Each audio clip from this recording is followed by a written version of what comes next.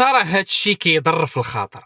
فين هما دابا دوك الجمعيات اللي داروا ضجه كبيره ورفعوا دعاوي قضائيه على بنسنس حيتاش خونا لقى كلب وكلاه وداكشي كامل؟ علاش دابا ما ينوضوش يخرجوا ويهضروا على هاد الفاجعه اللي وقعات في مدينه تازه؟ راجل كبير في السن فارق الحياه حدا السور ديال المستشفى ديال بنو ماجه وحداه جوج ديال الخبزات. هاد الصوره كافيه باش انها تبين ليك حجم المعاناه اللي داز منها هاد السيد هذا. كيفاش عباد الله هاد السيد هذا انتهى به المطاف حدا السور ديال المستشفى؟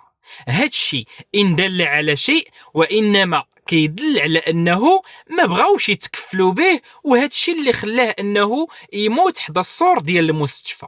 فراه خاص المسؤولين كاملين ديال هاد القطاع يتحاسبوا من الصغير حتى الكبير، حيتاش لو كان هادشي وقع في شي دولة كتحترم المواطنين ديالها لو كان راه ناط القيامة. ولكن مع الأسف هادشي وقع في واحد البلاد اللي عندها الحياة ديال الكلب أهم من الحياة ديال الإنسان، والدليل ملي بالنسنس كلا كلب واخا كان ميت نط عليه هاد القيامة كاملة من الجمعيات. ولكن ملي مات هاد السيد هذا حتى شي واحد ما هضر عليه ولا حل فمه.